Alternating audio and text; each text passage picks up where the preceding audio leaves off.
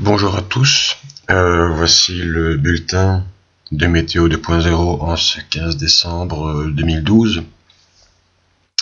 Alors, comme vous avez pu le constater, le froid c'est fini, en tout cas provisoirement,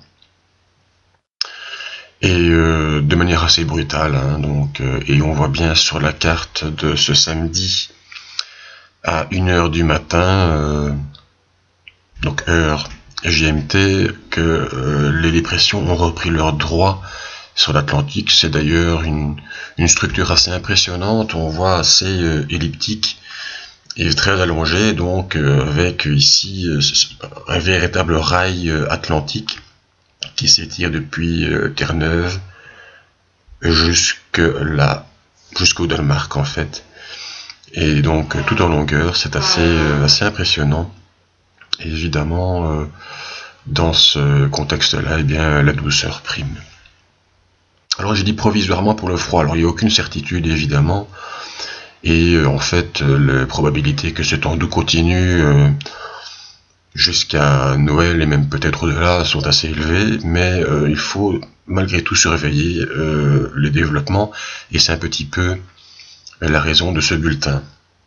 Donc là, pour un petit peu vous expliquer, d'abord on va reprendre les cartes hémisphériques, donc du modèle européen, pour vous montrer que malgré la présence d'une grande dépression sur l'Atlantique, eh bien, elle a un petit peu son pendant anticyclonique sur la Russie. Vous voyez ici un mastodonte 2055 hectopascales au sol et qui est alimenté par une bulle jaune qui est donc une autre pression d'altitude. Et cette structure va rester là quelques jours. Elle va peut-être un petit peu s'affaiblir, éventuellement rétrocéder un petit peu plus vers l'est, mais malgré tout, les 1050 hectopascales restent bien présents, avec une extension vers la Scandinavie. Et c'est ça qui est important, c'est que finalement, on voit bien des isobars orientés à l'est qui vont finalement jusqu'au sud de la Scandinavie, c'est pas tellement loin. Ce qui est à surveiller parallèlement, c'est le développement d'ondulations d'altitude, ici. Donc ce sont les hautes pressions d'altitude, ce ne sont pas les pressions au sol, mais en altitude, mais c'est très important. Et on voit qu'elles tendent à s'intensifier vers le nord. Et donc évidemment, les hautes pressions sibériennes et cette ondulation d'altitude pourraient éventuellement se rejoindre et former un anticyclone quelque part sur le nord de l'Europe. Ce ne serait pas véritablement une surprise, mais évidemment pour l'instant les modèles continuent à voir malgré tout un flux d'ouest peut-être pas parfaitement établi, mais on le voit ici.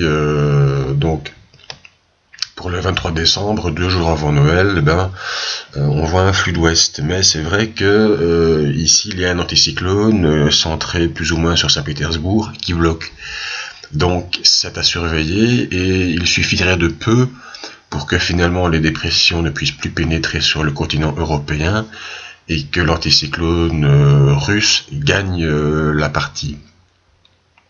Donc, pour l'instant, je mets quand même une probabilité assez élevée de continuation de flux d'ouest bien établi, ou plus ou moins bien établi, avec en tout cas des températures douces, parce que de toute façon, si on voit bien le vent ici, il vient du sud de l'Atlantique, donc on a à ce moment-là des températures proches de 10 degrés, il ne faut pas espérer de neige. Mais si vous, par exemple sur la Pologne ou même l'est de l'Allemagne, eh bien probablement que les températures seraient beaucoup plus proches de 0 degré avec de la neige. Donc ce serait une différence de 500 km, c'est pas énorme en météorologie évidemment. Et donc tout ça est à surveiller et on voit bien ici qu'une nouvelle ondulation est bien présente sur l'Europe occidentale, mais elle enverrait pour l'instant de l'air doux. On voit ici vraiment un flux de sud-ouest, les hautes pressions russes, mais c'est une configuration qui n'est pas encore hivernale.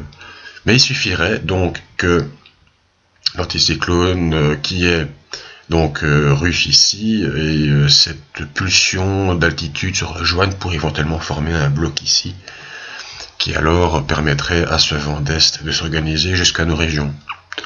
C'est une possibilité qui n'atteint pas encore les 50%, et même probablement pas les 25%, mais dans les 2-3 prochains jours, nous aurons plus de clarification là-dessus, et nous verrons si vraiment le 25 décembre sera vert, ou bien s'il y a une petite chance d'avoir un Noël blanc, mais vraiment pour l'instant ça reste encore petit.